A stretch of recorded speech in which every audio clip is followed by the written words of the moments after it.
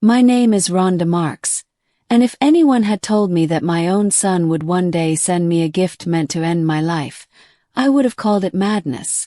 But on that Mother's Day morning, I opened my front door to find a package waiting for me. A sleek black box, heavy in my hands, carrying the kind of elegance you'd expect from something rare and expensive. Inside was a stunning limited edition whiskey bottle, engraved with my name, and beside it, a folded letter in handwriting I could never mistake. It was from Quentin, my firstborn. The same Quentin who hadn't truly spoken to me in years. My heart clenched as I read his words. No matter our differences, you'll always be my mother. I hope you'll enjoy this as a gesture of love. I didn't know what to feel in that moment. Part of me was touched, part of me was suspicious, but mostly I was confused. Quentin and I had been estranged for so long. He had always chosen his father over me, and I had long stopped expecting any warm gestures. And yet here it was, a gift far too beautiful to ignore. The next day my phone rang. It was Quentin. His tone was unusually warm. "Did you enjoy the whiskey, Mom?" he asked. I smiled, not realizing the weight of what I was about to say. "Oh baby, I gave it to Kiona. She loves it." There was silence on the other end. Then suddenly, Quentin's voice exploded, sharp and frantic. "You gave who?"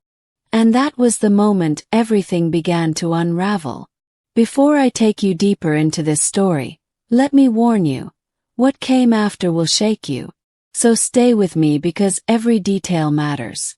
I've heard people say that children always know which parent to lean toward, but in my house, that choice cut me deeper than any knife. I raised Quentin with discipline because I believed in boundaries, in faith, in respect. I was never the mother who let her children run wild, and I carried my Christian values like armor. I thought it would guide him. Instead, he saw it as a chain. Harold, my ex-husband, was the opposite. He was charming, reckless, and loose with rules. He didn't care about church on Sundays. He cared about fun, music, laughter, late-night drinks, and letting the kids bend whatever lines they pleased. To Quentin, Harold was freedom. To me, Harold was a man sinking, and I refused to drown beside him. The divorce didn't happen overnight. It came after years of infidelity, broken promises, and nights I waited alone while Harold was out. But when the papers were signed, something else broke too. My bond with Quentin. He clung to Harold, idolized him, and from that point on, I was the strict mother who never understood him. No matter what I did, I couldn't compete with Harold's easy love. But not all was lost. My younger son, Devon, stayed close. He understood me, even when he didn't agree with every rule. He saw the cracks in Harold's lifestyle and knew who kept the home together when things fell apart. Devon became my quiet anchor. But Quentin slipped further away. He stopped answering my calls. He skipped holidays, birthdays, even family dinners where I set his plate out, praying he would show. My texts sat unread, my voicemails ignored. And when he did speak to me, it was curt, detached, as if I were nothing more than an obligation he wished he didn't have. What hurt most was knowing I hadn't wronged him. I had only tried to raise him right. Still, in his eyes I was the enemy. And Harold was the hero. That fractured bond hardened into silence, and silence into estrangement. Looking back now, I realize that distance wasn't just emotional. It was the soil where bitterness grew, where Quentin's plans began to take root. And though I couldn't see it then, the very love I still carried for my son would one day be used as a weapon against me. I used to tell myself Quentin would grow out of it. The eye rolls, the cold silences, the way he'd measure every request of mine against whatever his father would have allowed. But resentment doesn't shrink when it's fed. It grows teeth. His laundry business became the place where those teeth showed. He rented a cramped strip mall corner with 12 machines, 8 of them older than his daughter Layla. The dryers ran hot and uneven. The water bills came like punches. The landlord wanted paint on the walls but wouldn't fix the roof stain that scared customers. I saw the grind up close the one time I stopped by unannounced. Lint bins overflowing, a wash and fold $1.50 per pound poster with a pen stroke changing the price to $2.00. A credit card processor blinking red because the merchant cash advance had already taken its daily bite. He wasn't failing, but he wasn't winning either. And that in-between space can turn a man mean if he thinks the world owes him more. He never said it outright, but I heard it in the tone he saved for me. To Quentin, I represented everything he didn't want. Discipline, budgets, boundaries, the quiet kind of sacrifice that doesn't get applause. Harold, on the other hand, represented the opposite. Music loud, rules soft, a drink for every mood, and a laugh big enough to drown a conscience. Quentin chased that feeling like a sound he couldn't let go of. When Harold called him my man, it rang in him for days. When I told him to save more than he spent, I could feel the wall go up. Kept reaching anyway. I brought Layla a winter coat and left it with the babysitter when he was on a delivery run. I sent him links to small business workshops and SBA programs. Devon told me to stop pushing, to let the relationship breathe. Tried. But I also watched the numbers in Quentin's life turn tight. Rent 2 months behind, soap supplier demanding cash on delivery, dryers chewing quarters faster than they dried towels, Yelp reviews mentioning burnt edges and missing socks. Every small failure needed a villain, and I became the easiest one, because I would always still be there. Marissa arrived in that same season. Sharp nails, a hustler's smile, and a way of filling a room that made Quentin stand straighter. She had a vision board in her phone and a list of the best corners in Orlando for a salon. Foot traffic, parking, nearby coffee, the right kind of neighbors. Quentin wanted to give it to her. He started speaking in new numbers. Lease deposits, chair rentals, Instagram ad spends. But numbers don't care about want. The laundry could barely cover his loan payments, much less seed a salon in the heart of Florida. So the gap between his life and the life he promised her became a crack he stared into at night. When a man fixates on what he can't afford, he starts inventorying the people he thinks owe him. Harold had planted a seed long before. A man has to create his own luck. Quentin twisted it into something else. Luck as entitlement, love as payout. He knew he was listed on my insurance. Years back, when he was still taking my calls, I told him I kept him as beneficiary because mothers think about storms before they see clouds. I wanted him secure if anything happened to me. Instead of gratitude, he filed it away like a safety valve the world installed just for him. The more he struggled, the more he rewrote our history to justify a solution he hadn't said out loud yet. To him, my rules became cruelty, my church became judgment, my budgeting became proof I never wanted him to enjoy anything. I heard the story harden in his voice. If I was the obstacle, then removing me was progress. It's a cruel logic, but resentment isn't logical. It just wants a target. I saw signs without knowing what they meant. Quentin started asking Harold odd questions about paperwork, out of curiosity. He probed how policies worked, how beneficiaries changed, whether payouts were taxed. He asked me once casually whether I still kept that old policy from the job.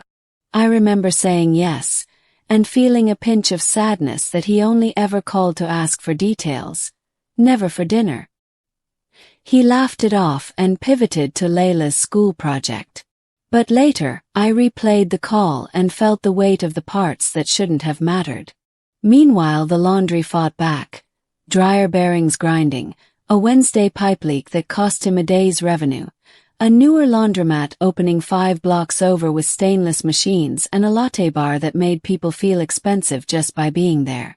Quentin called it cheating, as if better planning was an unfair advantage.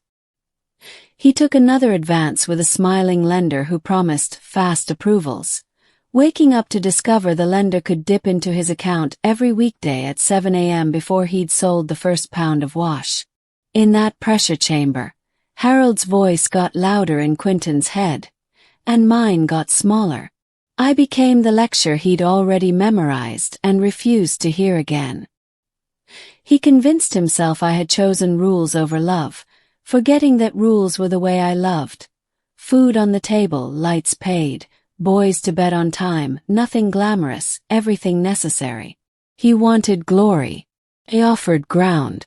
He hated the ground. By the time Mother's Day approached, all the tinder was stacked. Debt, pride, the fantasy of an instant fix, and a story that painted me as the reason he couldn't step into the life he promised Marissa. I didn't know he'd already found a bottle that could carry both sentiment and sin. I didn't know he remembered the years I took a sip with Harold on good days and assumed I still did. I didn't know my name on a label would be the final piece that made the plan feel righteous in his mind. Resentment doesn't announce itself. It just rearranges the furniture in a man's heart until he can't see the door.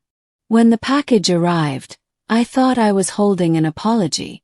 Looking back, I was holding the shape of his grievance, polished, heavy, and designed to look like love. If Quentin's life had been nothing but a struggle with washing machines and late rent notices, I might have thought he'd eventually come back around. Maybe humble himself, maybe let me help him steady his feet.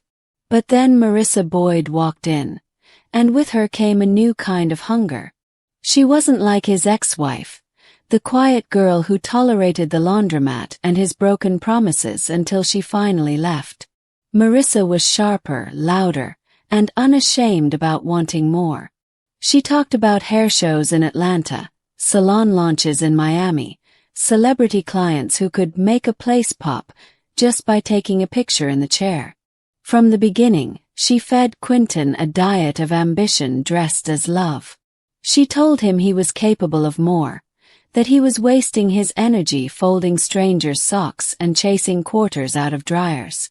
She painted visions of velvet couches in a waiting area, mirrors lined with lights, stylists in black uniforms, and her name in gold on the door. Marissa's Luxe Studio. Quentin soaked it all up because her praise made him feel like he was already that man, the provider, the builder, the king. But in reality, every time she showed him a storefront on her phone or a budget breakdown, the gap between his means and her dreams grew wider. That gap turned into pressure. He wanted to give her the world, but the numbers in his accounts laughed back at him. Every loan application came back with higher interest. Every investor he approached asked for collateral he didn't have. He was trapped in the math, but Marissa's eyes were on the lifestyle. She didn't settle for laundromat talk. She wanted opening parties, champagne glasses clinking, and Instagram pages full of high-end clients. Quentin told her he would make it happen. He promised, because promises came easy when the alternative was losing her. And that's when he started looking at me, not as his mother, not as the woman who raised him, but as a means to an end. He remembered what I had once told him in passing, that I had made him the beneficiary of my life insurance, because mothers think about the storms before they see clouds. I had said it with love, but Quentin twisted it into entitlement. To him it wasn't a gift. It was a guarantee. In his mind, I became a number on a policy. A number that could be unlocked. A number that could build Marissa's salon, buy her the lifestyle she expected, and finally prove to himself, and to her, that he wasn't small, wasn't stuck, wasn't a man who failed at everything he touched. It is a cruel thing when a son decides that his mother must die, not because of hatred, but because of ambition. That was the point where Quentin's resentment hardened into logic, where fantasy became planning. And as he held Marissa's hand and promised her the future, he had already chosen the price: my life. I can still see how carefully Quentin staged his plan, how deliberate every choice was. Nothing about it was rushed, and that's what makes it sting the most. He thought it through step by step like a business proposal. He wanted it to look like love wrapped in glass. He went online and found a specialty company that engraved liquor bottles for anniversaries, retirements, and birthdays. He picked the darkest whiskey they offered, the kind meant to look rich and rare, then paid extra to have my name etched into the glass. To Mom with love, Quentin. The packaging came with a velvet lining and a handwritten note option, but he declined that last feature. He wanted his own handwriting to speak louder than any machine. The poison wasn't something he stumbled into. He searched, he asked questions, and he spent money on it. He didn't buy anything reckless that would stand out on a pharmacy camera. He picked something quiet, something soluble, something that could pass in the burn of whiskey without a second thought. He measured it carefully into the bottle, resealed the cork, and held it up to the light like he had just bottled reconciliation. But what tied the bow on his scheme was the letter. He sat at his kitchen table with Marissa out running errands, folded a sheet of lined paper, and wrote in a tone that felt just believable enough. No matter our differences, you'll always be my mother. I hope you'll enjoy this as a gesture of love. Maybe this can be a new beginning for us. His loops were wide. His ink smudged where his hand rested, and the words dripped with a tenderness he hadn't shown me in over a decade. He sealed the letter and slid it into the box beside the bottle, then arranged it all back into the packaging like a jeweler setting a diamond. He wanted me to see a son reaching for his mother, not a son calculating her death. And that confidence came from one flawed assumption, that I still drank. He remembered the days when Harold and I were still married, when I would sip a glass of whiskey with him on summer nights. That was his last memory of me and alcohol. He never cared to notice that I had put the bottle down years ago, both for my health and for my faith. It was that single mistake, that blind reliance on the past, that turned his perfect plan into a fatal miscalculation. He thought he was sending me a peace offering. He was really sending me the proof of how little he ever truly knew me. When I think back to it, my choice felt so small, so ordinary, the kind of gesture people make every day without thinking twice.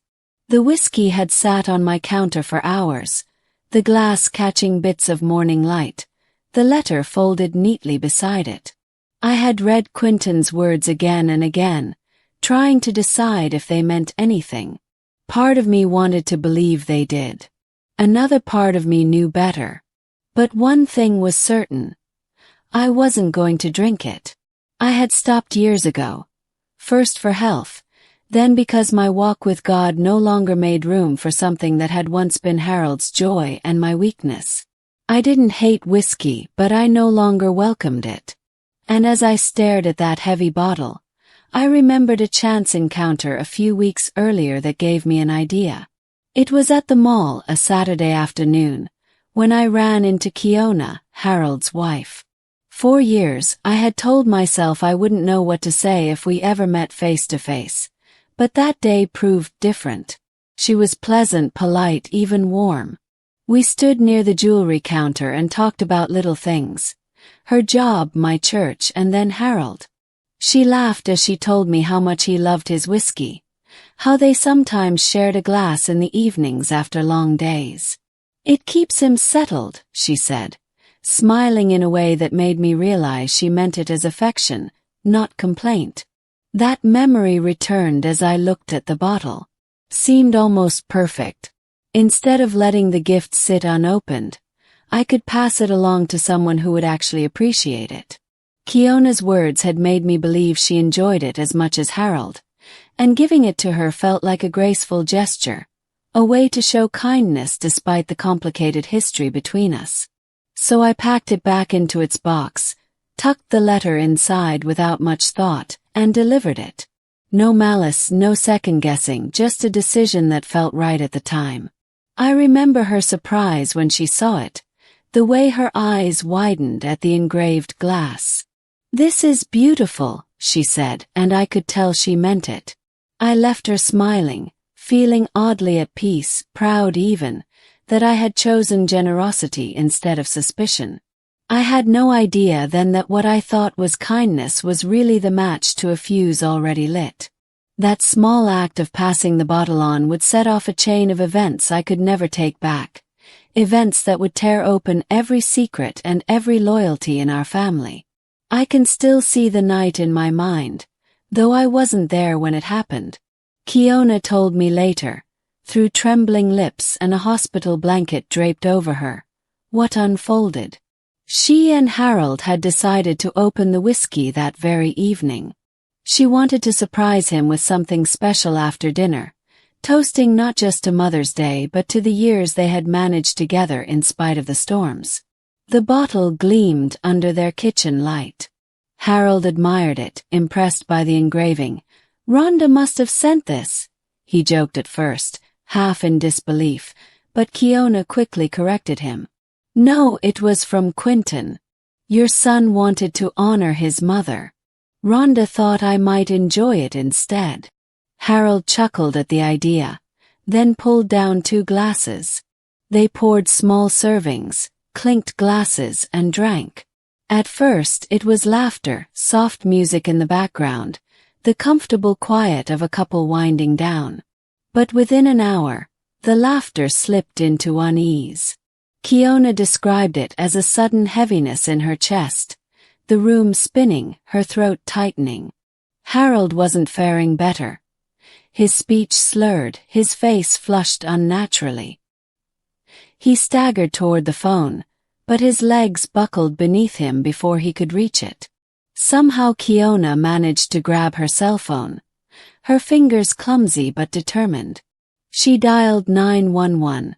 Gasping for air as she begged for help. By the time the ambulance arrived, Harold was unresponsive, his pulse faint. They worked on both of them in the emergency room, tubes and machines rushing to take over what their bodies were failing to do. Kiona survived, her body fighting back with the aid of doctors, but Harold never woke again. The poison had done its work. When the call reached me, I felt the world tilt. A gift I had passed along, an act I thought was kindness, had become the weapon that ended Harold's life. I sat in my living room staring at the wall, my phone pressed to my ear, barely hearing the words. "He's gone.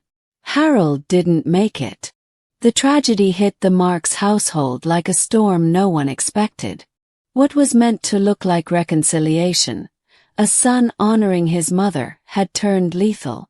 Kiona clung to survival, Harold was gone, and I was left with a knot of guilt and confusion that made it hard to breathe. I had carried the bottle into her hands, never knowing it was already marked for death. The day after Harold died, I found myself sitting in a stiff chair across from 2 detectives, their notebooks open, their eyes heavy with suspicion. It didn't matter that I hadn't seen Harold in years, or that I had moved on from the marriage that nearly broke me. What mattered was that the poisoned bottle had passed through my hands. To them, that was enough to make me the first suspect. They laid out their reasoning bluntly. I was the ex-wife. I had history, motive, bitterness if I wanted it. They spoke of divorce like it automatically bred revenge. "Mrs. Marks," one of them said, leaning forward, "why give your ex-husband's wife such an expensive bottle? That's not typical, is it?" The way his words hung in the air, I could tell they expected me to stumble. But I didn't. I told them the truth exactly as it happened. I described the package on my doorstep, the engraved bottle, Quentin's letter folded neatly beside it. I explained how I hadn't touched whiskey in years, how my health and faith no longer allowed it. And then I shared the moment at the mall when I'd run into Kiona, how she had laughed about evenings spent sharing a glass with Harold. It just felt right, I said. Why let it sit and gather dust when she could enjoy it? They pressed harder. Had I resented Harold's marriage to her? Did I feel replaced, humiliated, cast aside? I looked them both in the eyes and said, I left Harold because I refused to be dragged through his lifestyle. If I wanted him gone, I wouldn't have wasted decades raising his children and rebuilding my life after him. It was my calm that began to shift the tide. Not defensiveness, not anger, just steady truth. They didn't expect that. When they asked to see the letter, I produced it, Quentin's handwriting still bold across the page. I pointed out the engraving on the bottle, the expense of it, the message it carried. Does this look like something I would create for myself, just to destroy him? Yes. That letter planted the first seed of doubt. If I hadn't bought the bottle, who had? If I hadn't written the words, then whose handwriting was it? Piece by piece, the line between me and the poison began to blur in their eyes, but not in my favor. For Quentin, the spotlight was inching closer. I left the station that evening drained. My name not yet cleared, but no longer the only name they whispered. I knew the road ahead would be long, but one thing was certain. I would not allow lies to bury me. If Quentin thought his gift would go down without questions, he underestimated both the truth and the mother he tried to erase. The day Quentin sat across from detectives, he wore the mask I knew too well, the practiced charm he'd learned from Harold, the smirk that passed for sincerity. He came in with his shirt pressed, his voice low and heavy with grief. I can't believe my father's gone, he said, shaking his head as though the words alone were unbearable. To anyone else it might have sounded convincing. To a mother it was performance. He denied everything. When asked about the whiskey, he claimed ignorance. That was between Mom and Kiona, he said, his eyes darting just slightly toward the table. He swore he hadn't known about any special delivery. He insisted he had no reason to hurt Harold, no reason to harm Kiona. I was just trying to rebuild my relationship with my mother, he added, putting weight on words he thought would cast him as a peacemaker. But detectives didn't just hear words, they watched the spaces between them. His answers came too rehearsed, his pauses too long. And then came the cracks, small but impossible to ignore. They knew about his laundry business, how it barely kept afloat. They had his financial records, those merchant advances cutting into his bank account before sunrise every morning. He spoke of managing just fine, but the paper trail told another story. Bills overdue, equipment on its last legs, rent behind. And then there was Marissa. She wasn't in the room with him, but her presence lingered in his words. Detectives already knew about her salon dreams. He had spoken too freely in public, bragging about plans to open big in Florida.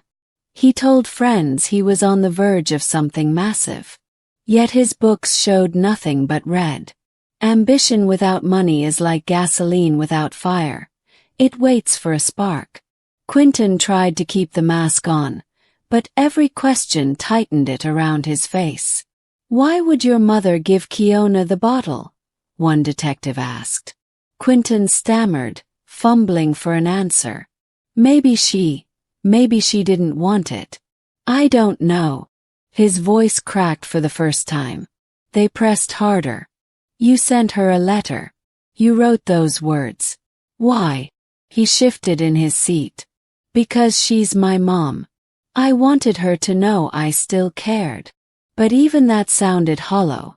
Detectives compared his feigned grief against the weight of evidence piling in the background. The engraving, the poison traces, the payments for a bottle he swore he'd never ordered. The image of a grieving son was beginning to collapse under the shadow of a desperate man with too much to lose.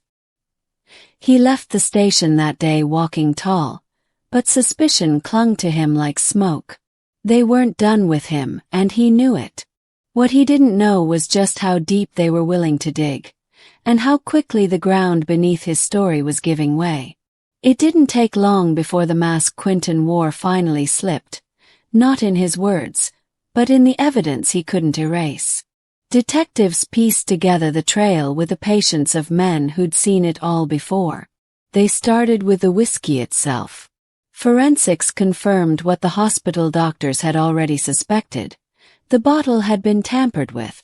Traces of poison, carefully measured, dissolved cleanly in the amber liquid. It wasn't an accident, it wasn't a manufacturing flaw. Someone had turned that bottle into a weapon. From there, the paper chase began.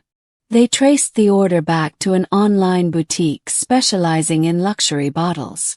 The account was under a name Quentin thought would shield him, but the payment didn't lie. His own debit card tied to his business account had been used. The shipping address originally listed was his laundromat, later rerouted to my home. When confronted with the receipt, his claim of ignorance fell flat. Then came the money trail. Quentin had been drowning in debt for months, the laundry bleeding quarters while lenders yanked cash from his account daily. Detectives uncovered bank statements littered with overdraft fees, overdue notices, and cash advances from lenders known for preying on desperate owners. It painted the picture of a man living on borrowed time. Marissa's name surfaced next. Detectives pulled phone records and text exchanges between them, and the words were damning. "We need this soon," she wrote in one message. "Once the salon opens, we'll be set. No more small life." Quentin replied with promises, words that reeked of urgency. He talked about finding a way and handling it before summer. It didn't say murder, but it didn't have to. The timing and the context made the picture clear. His alibi unraveled just as quickly. Quentin had told them he spent Mother's Day weekend working late at the laundromat, handling overflow before the new week. But security footage showed otherwise. The cameras across from his shop caught him leaving early, carrying a package that matched the dimensions of the whiskey box. Detectives compared the timestamps with the shipping reroute request, and the puzzle locked into place. Piece by piece, the image of the grieving son collapsed. What remained was a man cornered by debt, driven by ambition, and willing to gamble with blood for a payout. The golden ticket he thought he had found was beginning to look more like a noose tightening around his own neck. By the time detectives laid the evidence side by side, the poisoned whiskey, the online order, the financial ruin, and Marissa's relentless dreams, there was little left for Quentin to hide behind. The bottle he had once lifted to the light with pride now glowed with proof of his guilt. The day Quentin's lies finally fell apart, the courtroom was so quiet you could hear the shuffle of every paper, the faint creak of wooden benches as people shifted in their seats. I sat beside Devon, his hand gripping mine so tightly it felt like he was trying to hold us both together. We weren't there as spectators. We were there as family, torn apart by the very man sitting at the defense table in a suit that couldn't hide the weight of betrayal. The prosecution wasted no time laying out the double life Quentin had tried to live. They painted him as the son who idolized his father, the boy who saw Harold as freedom and me as a prison. They traced how that worship turned into resentment, how his loyalty to Harold was so blinding that he convinced himself killing me was justified, even profitable. And then, with devastating precision, they showed how his plan twisted on itself. The poison meant for me ended up in Harold's glass, killing the man Quentin claimed to love above all else. I sat frozen as they displayed the evidence. The receipt for the engraved bottle, his bank records dripping in red ink, and the text messages with Marissa, each line a nail in the coffin of his excuses. The jurors read the words he had written. "We need this soon. I'll handle it before summer. The money will come." Every phrase revealed the desperation he had hidden behind a mask of ambition. Quentin tried to hold on to his performance, but the cracks were too wide now. His denial sounded brittle. His shoulders slumped under the weight of proof he couldn't outrun. And when the prosecutor reminded the jury of the letter he had written to me, "No matter our differences, you'll always be my mother," the irony filled the room like smoke. Those words, meant to cover poison, became the very rope that tied him to it. Beside me, Devon shook his head slowly, his eyes wet, his chest rising and falling with a grief I couldn't touch. He wasn't just mourning Harold. He was mourning the brother he had lost long before this trial began, the boy who once played basketball with him in the driveway, now revealed as a man capable of plotting his own mother's death. No. I sat there numb, caught between pain and clarity. The son I had carried, raised, prayed over, had stood on the witness stand and shown himself to be both betrayer and fool. His worship of Harold and hatred of me had fused into a plan that not only destroyed him but claimed Harold's life in the process. That was the moment Quentin was truly unmasked. Not by detectives, not by lawyers, but by the truth itself. And as I gripped Devon's hand, I knew there was no stitching this family back together. Some betrayals don't just break trust. They burn the bridge so completely that nothing can ever cross again. The trial stretched on for weeks, but each day carried the same sting. Hearing my son's name tied to words like murder, conspiracy, fraud, intent. No mother is built for that. Yet I sat through it day after day because I refused to look away from the truth. If Quentin had chosen this path, then I would watch it to the end. The prosecution laid everything bare. They walked the jury through his debts, the merchant advances pulling money out of his account each morning before he made a single dollar.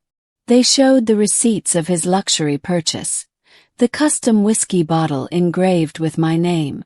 They presented the forensic reports. The poison found dissolved in the whiskey, measured with care, not accident.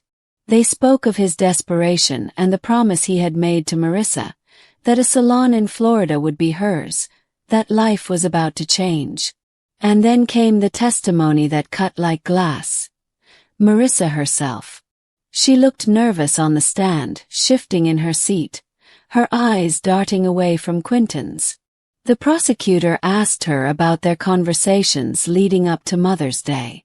At first she tried to soften it, saying Quentin only wanted to do something big. But when pressed with her own messages, her voice broke. The jury heard her words. "We need this soon. Once the salon opens, no more small life." She admitted that Quentin had spoken often of insurance money, though he never used the word kill. Still, the implication was clear, and her reluctant honesty nailed the motive in place. The defense tried to twist it, painting Quentin as a son trying to reconcile, a businessman misunderstood, a victim of unfortunate circumstance. But no story could erase the evidence. The poisoned bottle, the financial ruin, the false alibi. Every thread the defense pulled only made the knot tighter. The closing arguments were brutal. The prosecutor's voice echoed in the silent courtroom. This man did not just plan to kill his mother. He killed his father by his own hand.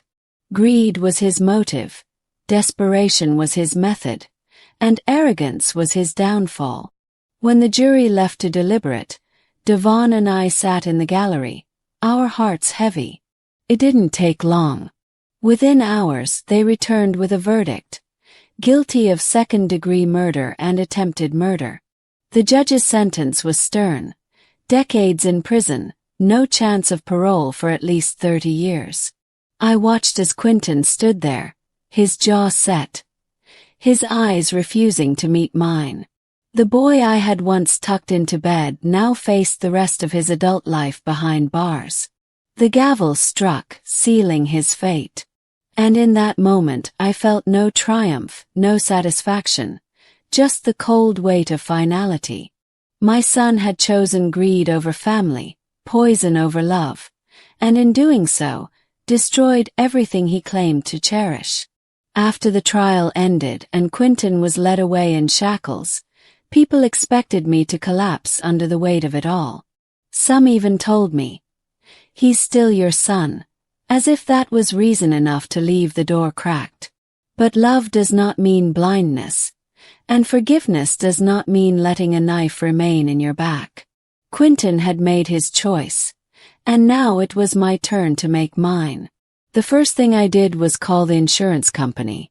My hands trembled only once, when the representative asked me to verify the beneficiary on file. Hearing Quentin's name read aloud was like swallowing glass. But I steadied myself and spoke clearly. "Remove him. Effective immediately. Replace him with my youngest son, Devon Marks, and my granddaughter, Layla Marks." It was more than paperwork, it was a declaration. Quentin had spent months twisting the thought of that policy into his golden ticket, the key to a future with Marissa, the justification for my death. By erasing him from it, I severed the last tie he believed he had to my life.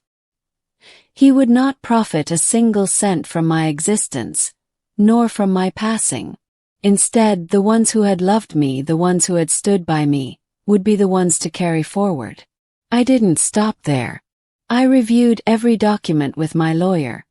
My will, my accounts, even the house deed. Wherever Quentin's name once stood, I stripped it away.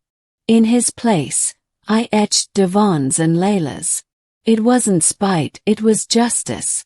It was my silent revenge, carried out with ink and signatures rather than anger. Financially, Quentin was erased from me. Emotionally, I closed that chapter as well. For years I had prayed for reconciliation, hoped for his call, longed for his presence at the table. But that son no longer existed. In his place was a man who looked at me and saw nothing but money to be unlocked. You cannot nurture love in soil poisoned by greed. When I left the lawyer's office that day, the air felt lighter.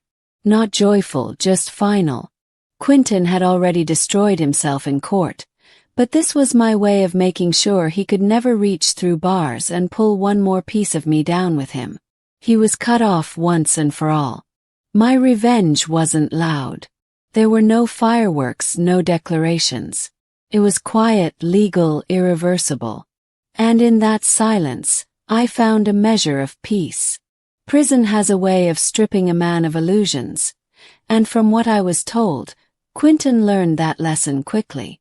Gone were the sharp suits he wore to court, the swagger he tried to maintain under questioning. What remained was an inmate number stitched to a uniform, a man reduced to the consequences of his choices. He couldn't stop the world outside from moving on without him, and that became its own kind of punishment. I never visited, but word reached me. He saw pictures of Layla through other hands, grainy copies passed in envelopes. My granddaughter, the child he once neglected in favor of chasing Marissa's dreams, was thriving under my roof. She had stability, she had love, and she had Devon, a steady presence who treated her as more than an afterthought. Together, we made a home where she could grow without the shadow of her father's betrayal looming over her. Devon became the son I leaned on most, the one who showed up not out of duty but out of genuine care. He took me to appointments, helped around the house, and most importantly, never let Layla feel the absence her father created. Watching him step into that role, I realized how different two brothers could become under the same roof. One chose bitterness, the other chose love. And love is what endured. Even Kiona, carrying scars of her own survival, found her way into my life in ways I never expected. The poison had nearly claimed her too, and that kind of brush with death leaves marks you can't see. Yet she didn't let bitterness consume her. Instead, she reached out. What began as polite conversations grew into a bond neither of us anticipated. We grieved Harold in different ways, but in that shared grief we built something steady. Two women once divided by a man, now connected by survival and loss. Meanwhile, Quentin watched from afar, powerless. From behind those prison walls. He knew the family he once tried to fracture was now stronger without him. The mother he sought to kill was alive and thriving. The brother he dismissed was now the cornerstone. The daughter he neglected was secure and loved. And the woman he nearly killed, Kiona, stood beside me as proof that his plan had failed in every possible way. That was the cruelest irony of all. Quentin thought he could destroy us for money, but in trying, he cemented a future where he had no place at all. The family he lost was not just taken from him by circumstance. It was a family he had given up the moment he chose greed over love. I didn't walk away from this story with triumph stamped across my face. I didn't throw parties or declare myself a winner. Revenge, when it comes from a mother's hands, is not about gloating. It's about survival, about making sure what was meant to bury you never rises again to claim another piece of your life. My revenge was quiet, legal, and absolute. Quentin had gambled everything on the belief that I was weak enough to drink from that bottle, blind enough not to see the trap, and foolish enough to let him profit off my death. Instead, he ended up trapped inside the very snare he set. The son who once carried my name on his bottle now carries an inmate number. The father he idolized became the unintended victim of his greed. And the mother he despised, me, remains alive, steady, and untouchable. I poured my energy into what mattered. Devon stood by my side, and together we built a foundation Layla could depend on. That little girl, who once could have been collateral damage in her father's selfish schemes, grew up in a home free from chaos. Every smile she gave reminded me why I fought so hard to keep moving forward, even when betrayal cut so deep. Kiona, too, became part of my circle, scarred but resilient. We didn't pretend Harold's death wasn't tragic, but we refused to let it become the end of us. Our bond, born out of pain, became another piece of the life Quentin had failed to imagine for me, a life full of strength, family, and peace. And as for Quentin, I locked him away in my memory the same way the state locked him away in prison. I stopped replaying what-ifs and maybes. I stopped carrying the weight of wondering if I could have saved him from himself. Some betrayals burn too hot to ever rebuild from, and his was one of them. The bitter irony of it all lingers, though. Quentin thought killing me would buy him love, luxury, and freedom. Instead, it stripped him of everything. His daughter, his freedom, and the father he adored. In trying to end my life for money, he destroyed his own. So I chose peace. I chose to cherish Devon, to love Layla with all I had, and to close the chapter on the son who mistook greed for destiny. That was my final victory. Not loud, not cruel, but lasting. The kind of revenge that doesn't just punish, it erases the betrayer's power forever. And in that silence, I found what Quentin could never buy. Peace that no one can steal. Did you enjoy my story? What a journey it has been. I truly wonder, what would you have done if you were in my shoes?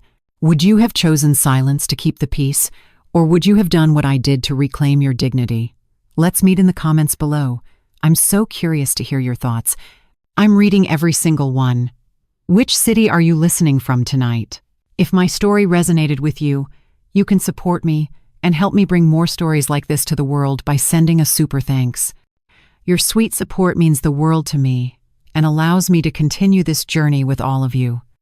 On the screen now, you can see 2 new life stories that I highly recommend you watch next. There are so many more on my channel, each with its own lessons and triumphs. Don't forget to subscribe and click the notification bell so you never miss a new chapter.